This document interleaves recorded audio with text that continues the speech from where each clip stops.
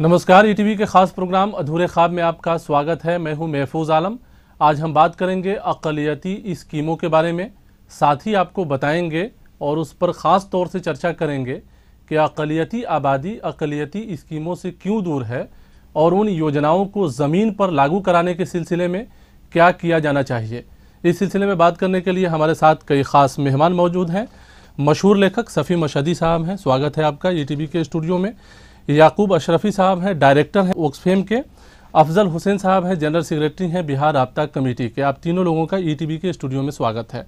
पहला सवाल आपसे कि सच्चर कमेटी की रिपोर्ट के बाद जिस तरह से माइनॉरिटी को, अक़लियतों को दलितों से बदतर बताया गया और एमएसडीपी स्कीम आई, फिर एमसीबी के नाम से एक स्कीम आई है, मेगा स्कीम है, ज़मीन पर कहीं नज़र नहीं आती है, क्या कहें? देखिए, मेरा तो अपना ख्याल है कि आज़ादी के बाद पहली बार एक अच्छी स्कीम आई थी जिसमें जो अक़लियती आबादी के इलाके हैं उनको डेवलपमेंट की बात थी और बहुत अच्छा प्रोग्राम था ये। लेकिन बहुत ही अफसोस है कि उसका इम्प्लीमेंटेशन तकरीबन नहीं हो सका है। अभी तक प्रोजेक्ट बन ही रहा है, जो बन रहा है वो बहुत ही नाक़िस है। चूँकि 11वीं पंचवर्षीय योजना में ये स्कीम शुरू हुई थी, अब 12वीं पंचवर्षीय योजना शुरू हो गई है, अब वहाँ कुछ नहीं हुआ। और ये कहा जाता है बार बार के पैसे आते हैं। आप लोग चूँकि इस पे काम कर रहे हैं, इस स्कीम पे काम कर रहे हैं, तो बहुत सी जो स्कीम आई भी, जो ली भी गई, जिन्हें पैसे खर्च भी किए गए, वो जो इंटेंशन था इस स्कीम का उससे अलग किया गया। जो लोकल ऑफिसर्स ने बना के प्रोजेक्ट बनाए, इस स्कीम में तो कहा यह गया था कि जो डेवलपमेंट दूसरे मदों से हो रहा है, जैसे शिक्षा अभियान से हो रहा है, स्कूल की बिल्डिंग बननी है या और काम कर रहा है, उसको इसमें मत लगाइए, उस तो ऑलरेडी हो रहा है।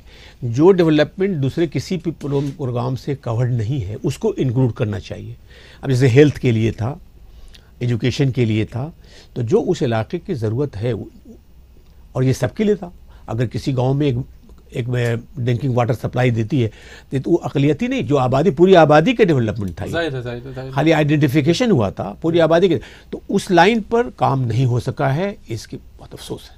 क्या कहेंगे याकूब साहब, उस लाइन पे काम नहीं हो सका? बिल्कुल सर ने सही कहा। क्या सजेस्ट करेंगे सरकार को? गवर्नमेंट तो एक प्लान बनाती है, इम्प्लीमेंटिंग बॉडी बहुत सीरियस नहीं है, और आप ये कहें कि खुद बुद पैसे को करती है। अगर एक प्लान, आप एक एग्जाम्पल लें कि किशनगंज के किसी डिस्ट्रिक्ट में या पूर्णिया के किसी डिस्ट्रिक्ट में उन्हें ये प्रोग्राम दिया कि आपको बनाना है। अब उन्होंने ये किया कि एक ऐसे इलाके को चूज़ किया जहाँ 5% या 10% मुस्लिम हो और उसमें डेवलपमेंट कर दिया। तो बाकी के जो जहाँ हकदार थे उन्हें नहीं मिल पाया और काम हुआ। तो ये ज़मीन पे नज़र नहीं आती है स्कीम। इसकी वजह यह है कि इम्प्लीमेंटिंग बॉडी बहुत सीरियस नहीं है और आप ये कहें कि बहुत ईमानदार नहीं है। अफजल साहब, आप लोग चूँकि राब्ता कमेटी से हैं और राब्ता कमेटी लगातार जो है इन चीज़ों को देखती रही है, इस पे आप लोग सेमिनार करते हैं, कॉन्फ्रेंसेस करते हैं, आपके क्या तजर्बात हैं इस मामले में? ये स्कीम अब तक के अक़लियतों के लिए, माइनॉरिटीज़ के लिए जितनी भी स्कीमें आई हैं, मेरा ख्याल है कि सबसे बेहतर स्कीम है। और वाकई अगर इसको इम्प्लीमेंट कर दिया जाए ठीक से तो लाइफ स्टाइल चेंज हो सकता है। लेकिन 11th 5 ईयर प्लान और 12th 5 ईयर प्लान का हम मुकाबला करें तो MSDP multi sectoral development programme इसलिए लाया गया है सेंट्रल गवर्नमेंट की तरफ से कि गैप फिलिंग हो। गैप फिलिंग से मुराद ये नहीं है कि अगर 5 किलोमीटर सड़क है और उसमें घट रहा है तो 1 किलोमीटर इस पैसे से बना दिया जाए, बल्कि गैप फिलिंग का एक तशरीह ये है, जो इसके स्पीड के लिहाज से, कि जो डेवलपमेंटल प्रोसेस है उसमें माइनॉरिटीज़ पीछे रह गए हैं, जैसा कि सच्चर कह रहा है। तो जो डेवलपमेंट का प्रोसेस है, उस प्रोसेस में किस तरह हम मेन स्ट्रीमिंग करके इनको उस सतह पे ला दें, आबादी को भी मेन स्ट्रीमिंग किया जाए। और लेकिन मसला है कि स्कीम ज़मीन पर नहीं है। उसकी वजह यह है, उसकी कई वजह हैं।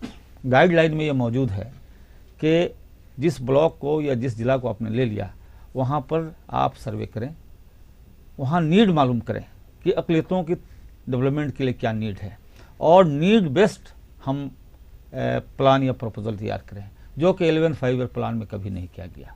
11th 5 ईयर प्लान में एक बहुत ही ख़राबी रही कि डिस्ट्रिक्ट चुना गया। हिंदुस्तान के पूरे मुल्क में 90 डिस्ट्रिक्ट को चुना गया। बिहार में 7 ज़िले हैं जी। हाँ, बिहार में 7 ज़िले हैं, जिनकी आबादी 20% थी।